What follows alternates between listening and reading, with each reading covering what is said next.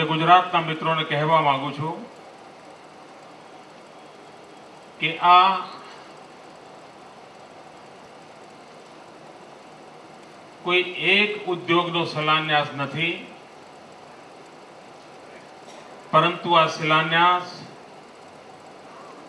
સમગ્ર મધ્ય ગુજરાતને ધમધમતું કરવાનો શિલાન્યાસ છે.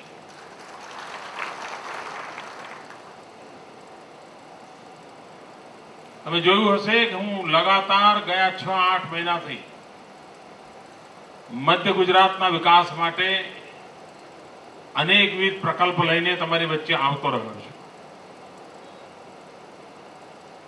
એક સમય હતો કે એક હવા બની ગઈ હતી કે ભાઈ સુરત આગળ નીકળી ગયું, અમદાવાદ ધમધમી રહ્યું છે, જામનગરની વાહવાહી થઈ રહી છે, પણ આ વડોદરા અને વડોદરાની આજુબાજુ 3-1 વર્ષ પહેલા સંકલ્પ કર્યો હતો કે આ સ્થિતિ બદલવી છે અને જોતામાં આજે આપણે સ્થિતિ પર લઈ આવ્યા. આજે હું સવારે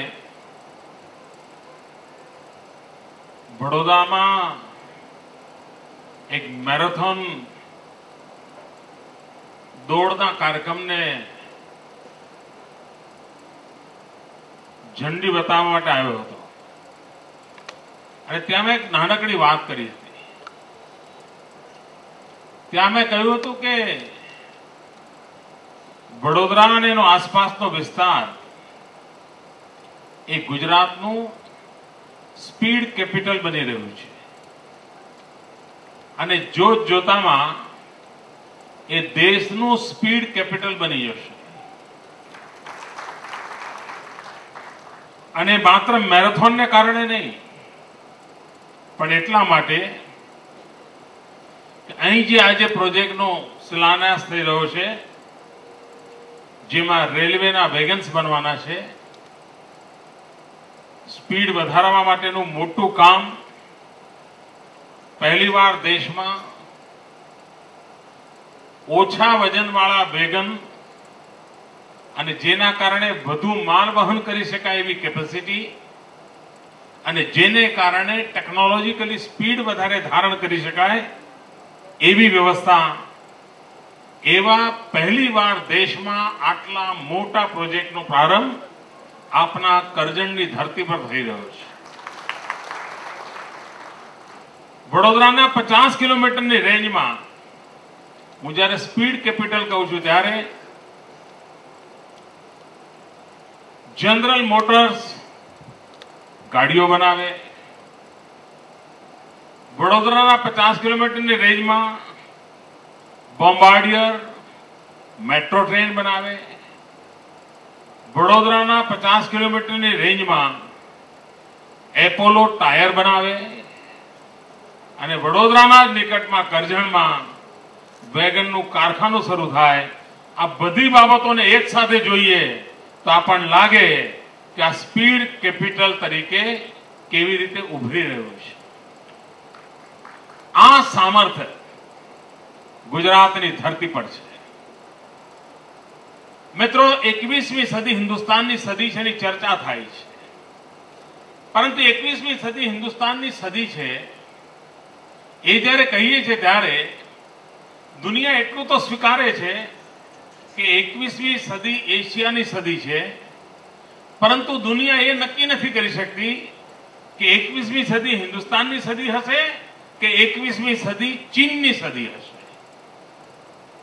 મિત્રો, ચીન અને હિન્દુસ્તાન વચ્ચે સ્પર્ધા છે એ સ્પષ્ટ દેખાય છે અને આ સ્પર્ધામાં એક દેશ આગળ નીકળી જશે જે દેશ મેન્યુફેક્ચરિંગ સેક્ટરમાં લીડ કરશે, એન્જિનિયરિંગ વર્કમાં લીડ કરશે. અને ચીન આજે એની મેન્યુફેક્ચરિંગ કેપેસિટી, એન્જિનિયરિંગ સ્કિલને કારણે પોતાની જગ્યા બનાવવાનો પ્રયાસ કરી રહ્યું છે. મિત્રો, ભારતને એ તાકાત આપવાનું કામ ગુજરાતની ધરતી પર થવાની પૂરી સંભાવના છે અને તેથી ગુજરાત એન્જિનિયરિંગ સ્કિલ, એન્જિનિયરિંગ ઉદ્યોગો, મેન્યુફેક્ચરિંગ સેક્ટર એને મોટા પાયા પર બળ આપીને ભારતની શક્તિમાં એટલો બધો ઉમેરો કરવા માંગે છે કે જેથી ભારત ચીનની સ્પર્ધામાં આગળ નીકળી જાય. અને આવું ભગીરથ કામ ગુજરાતની ધરતી પર થઈ રહ્યું છે. મિત્રો, હું જોઈ રહ્યો છું આવનારા દિવસોમાં મારું સ્વપ્ન છે ગુજરાતને ડિફેન્સ ઇક્વિપમેન્ટ માટેનું ડેસ્ટિનેશન બનાવવું. આજે ભારત અબજો રૂપિયા ખર્ચીને, અરબો ખરબો રૂપિયા ખર્ચીને વિદેશથી શસ્ત્ર સરંજામ આયાત કરે છે. પિસ્તોલ બનાવી હોય તો વિદેશથી આવે, ટેન્ક જોઈએ તો વિદેશથી આવે, તોપ જોઈએ તો વિદેશથી આવે. શું ભારતના એન્જિનિયરોમાં સામર્થ્ય નથી? ભારતના એન્જિનિયરિંગ ઉદ્યોગમાં સામર્થ્ય નથી કે ભારતની રક્ષા માટેના આવશ્યક સાધનો હિન્દુસ્તાનની ધરતી પર બને?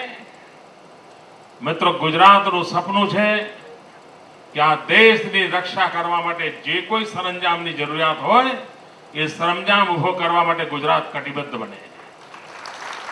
અમે ગુજરાતીઓ કદાચ સેનામાં ભરતી થઈને યુદ્ધને મોરચે લડવામાં પાછળ રહ્યા હોઈશું.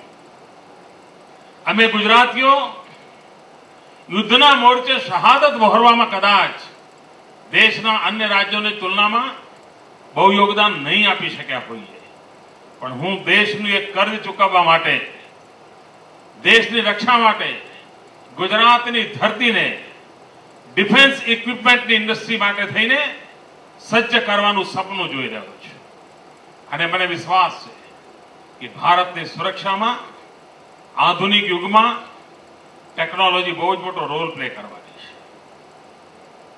સમુદ્ર કિનારાની સુરક્ષા શા માટે ગુજરાત એવા સાધનોનું તૈયાર કરવા માટે તૈયાર ન થાય? અને તેથી એન્જિનિયરિંગ ઉદ્યોગમાં લાગેલા બધા ઉદ્યોગ જગતના મિત્રોને મારું નિમંત્રણ છે, આવો ગુજરાતની ધરતી, અમારી પાસે એન્જિનિયરિંગ સ્કિલ છે, અમે મેન્યુફેક્ચરિંગ સેક્ટરમાં આજે દેશમાં નામ કમાણવા છે. તો શા માટે આ સામર્થ્યને આપણે ડિફેન્સ ઇક્વિપમેન્ટ માટે થઈને સજ્જ ન કરીએ? દેશની સુરક્ષા સ્વદેશી સાધનોથી પણ થઈ શકે. અને આવા ઉત્તમ પ્રકારના શસ્ત્રાસ્ત્રો નિર્માણ કરવાનું કામ ગુજરાતની ધરતી પર થઈ શકે.